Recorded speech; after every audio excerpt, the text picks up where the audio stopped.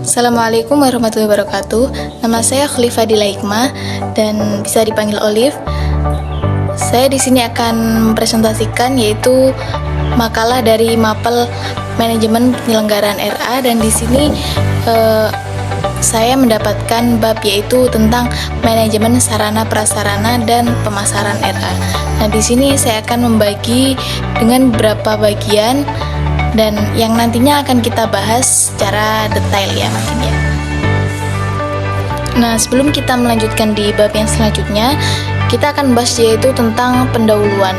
Pendahuluan ini terbagi menjadi 3, yaitu tentang latar belakang, yang kedua ada rumusan masalah, dan yang ketiga ada tujuan. Nah, di sini latar belakangnya ialah lembaga pendidikan anak usia dini dewasa ini sangat diminati oleh orang tua yang sudah semakin sadar dengan pentingnya akan rangsangan dan pendidikan sejak dini. Orang tua sudah mulai memilah dan memilih apa yang menjadi kebutuhan perkembangan bagi anak.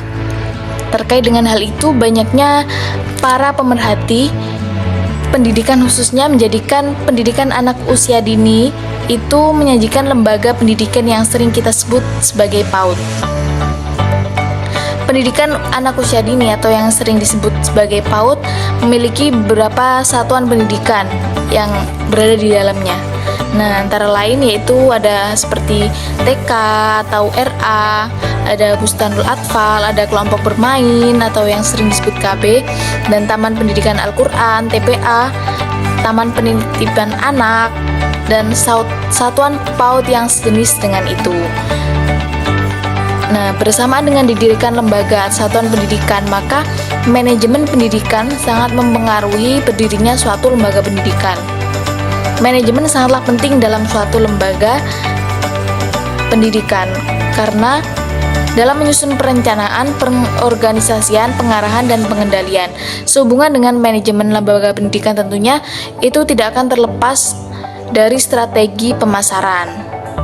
Oke, nanti kita akan membahas tentang itu, sekilas tentang itu. Dan yang kedua yaitu tentang rumusan masalah. Nah, di bab kali ini atau di makalah kali ini kita akan membahas apa saja masalah yang perlunya kita pelajari selanjutnya, yaitu yang pertama ada apa itu sarana prasarana, yang kedua ada jenis sarpras, yang ketiga ada tujuan sarpras, yang keempat ada proses, dan yang kelima ada strategi yang digunakan, dan yang keenam ada proses pemasarannya. Nah, yang selanjutnya yaitu tujuan, yaitu kepala sekolah dan guru diharapkan mampu meningkatkan kemampuannya dalam meningkatkan kinerjanya sehingga sesuai dengan bidangnya masing-masing. Dan langsung saja yang selanjutnya yaitu yang pertama, yaitu tentang pengertian sarana prasarana dan pemasaran RA. Pengertiannya sendiri adalah suatu proses perencanaan atau pengorganisasian atau pengawasan dan pemeliharaan terhadap segala fasilitas fisik dan sumber daya yang mendukung kelancaran kegiatan pendidikan di lembaga tersebut. Sarana merujuk pada alat atau peralatan yang digunakan dalam proses pembelajaran dan kegiatan lainnya seperti meja, kursi, papan tulis, atau perangkat teknologi yang digunakan saat kegiatan belajar mengajar. Sedangkan prasarana itu lebih merujuk pada infrastruktur atau fasilitas pendukung yang lebih besar, yaitu contohnya seperti gedung, ruang kelas, halaman, toilet, tempat parkir, dan lain sebagainya. Di bab yang kedua yaitu tentang jenis-jenis dan standar sarpra RA. Di sini meliputi beberapa bagian. Yang pertama yaitu tentang bangunan dan ruang kelas. Nah, ini bangunan dan ruang kelas itu memiliki standar. Yang pertama yaitu bangunan harus aman, nyaman, dan mudah diakses oleh anak-anak. Yang kedua, ruang kelas luas dengan pencahayaan yang baik, ventilasinya yang cukup, serta aman dari bahaya fisik.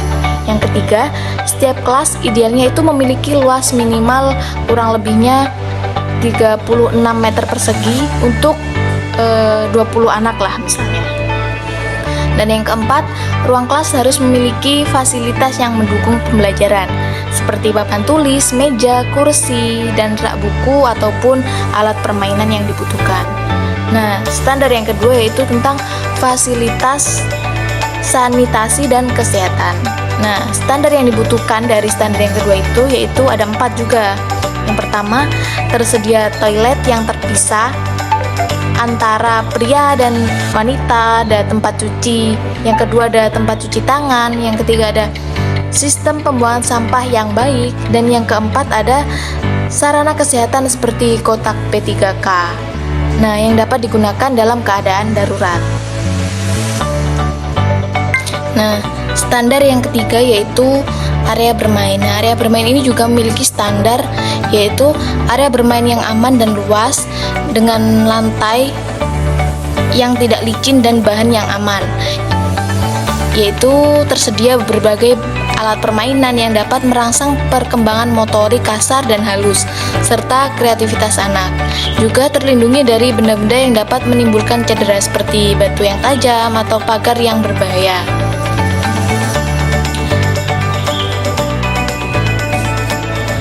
Dan standar yang keempat yaitu peralatan pembelajaran. Di sini juga ada berbagai standarnya juga, yaitu penyediaan alat dan bahan pembelajaran yang sesuai dengan kurikulum, ketersediaan alat untuk perkembangan keterampilan motorik seperti puzzle, blok bangunan, alat menggambar, dan lain sebagainya, dan penggunaan teknologi dalam pembelajaran seperti penggunaan proyektor atau alat digital lainnya. Nah, yang kelima standarnya yaitu keamanan dan kenyamanan. Ini juga memiliki beberapa ciri-ciri, yaitu lingkungan yang bekas dari polusi udara atau suara dan pencemaran lainnya, sistem keamanan yang baik seperti ada pagarnya, mungkin seperti itu, dan juga tempat duduk yang nyaman dan sesuai dengan postur tubuh yang dimiliki anak. Nah, standar yang keenam yaitu kegiatan ekstrakurikuler, yaitu kegiatan yang mendukung pengembangan fisik, sosial, emosional, dan kreativitas anak. Dan yang standar yang ketujuh yaitu tentang fasilitas guru dan staf. Dan standar yang dimiliki yaitu tentang ruang kerja atau ruang guru yang layak dan memadai untuk kegiatan administrasi dan persiapan pembelajaran. Standar yang ke-8, lingkungan alam. Ini jika memungkinkan, Raudatul Atfal atau RA dapat memiliki kebun atau taman untuk pengembangan kemampuan berkebun dan mengenalkan alam kepada anak.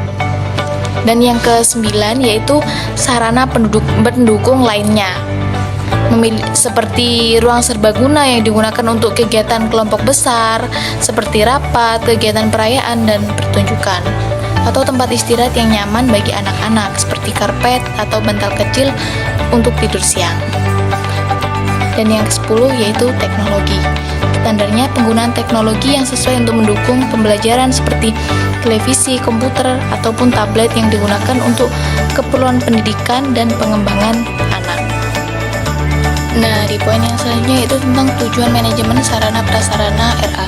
Ini juga menyangkut beberapa standar, ada 7. Yang pertama, menjamin ketersediaan sarana dan prasarana yang memadai. Yang kedua, meningkatkan kualitas proses pembelajaran. Yang ketiga, meningkatkan kenyamanan dan keamanan. Yang keempat, efisiensi penggunaan sumber daya. Yang kelima, meningkatkan keterlibatan stakeholder. Yang keenam, pemeliharaan dan perbaikan. Yang ketujuh, mendukung pengembangan kurikulum dan program pembelajaran. Di poin yang selanjutnya yaitu tentang proses manajemen sarana prasarana RA. Di sini ada beberapa langkah-langkah atau standar. Yang nomor 1, perencanaan. Yang kedua, pengadaan. Yang ketiga, penyusunan inventaris. Yang keempat, pemeliharaan. Yang kelima, pengelolaan sumber daya manusia. Yang keenam, evaluasi. Dan yang ketujuh, pengembangan. Oke, lanjut di poin yang selanjutnya yaitu tentang strategi pemasaran RA. Di sini juga mencakup beberapa poin. Yang pertama yaitu menonjolkan kelebihan dan keunikan lembaga. Yang kedua, membangun reputasi melalui testimoni orang tua dan alumni. Yang ketiga yaitu tentang pemanfaatan media sosial dan website. Yang keempat, yaitu keterlibatan orang tua. Yang kelima, program referral dan diskon. Yang keenam, kemitraan dengan komunitas lokal. Yang ketujuh, pemasaran berbasis nilai. Yang kedelapan, memperhatikan fasilitas dan lingkungan belajar. Yang kesembilan, kolaborasi dengan lembaga pendidikan lain. Nah, ini tentang mencakup standar strategi pemasaran RA yang digunakan dalam suatu lembaga itu. Di poin yang kelima, yaitu tentang tujuan manajemen pemasaran RA. Di sini juga ada beberapa standar. Nomor satu, meningkatkan pendaftaran siswa baru. Yang kedua, meningkatkan citra dan reputasi institusi. Yang ketiga, menjaga kepuasan orang tua dan siswa. Yang keempat, komunikasi yang efektif dengan stakeholder. Yang kelima, meningkatkan kerjasama dengan komunitas dan instansi lain. Yang keenam, menyesuaikan program dengan kebutuhan pasar. Di poin yang keenam, yaitu tentang proses manajemen pemasaran RA. Di sini juga ada beberapa standar. Yang pertama, analisis pasar dan identifikasi target. Yang kedua, ada perencanaan pemasaran. Yang ketiga, ada pengembangan program dan penawaran. Yang keempat, ada implementasi pemasaran. Yang kelima, ada evaluasi dan pengendalian. Dan yang terakhir, ada peningkatan dan pengembangan berkelanjutan. Nah, dari pembahasan yang kita bahas di awal tadi, bisa kita tarik kesimpulan bahwa sarana dan prasarana yang memadai akan menciptakan lingkungan yang nyaman dan mendukung bagi tumbuh kembang anak. Sementara itu, pemasaran yang tepat dapat membantu Raudatul Atfal itu untuk menarik minat para orang tua dan masyarakat agar mereka mendaftarkan anak mereka, dan serta memperkenalkan RA sebagai lembaga pendidikan yang berkualitas. Nah, mungkin itu yang bisa saya presentasikan. Mungkin banyak kesalahan, saya mohon maaf yang sebesar-besarnya. Jika ada tambahan atau pertanyaan, bisa tulis di kolom komentar. Dan jangan lupa like, comment, and subscribe ya teman-teman. Saya akhiri. Wassalamualaikum warahmatullahi wabarakatuh.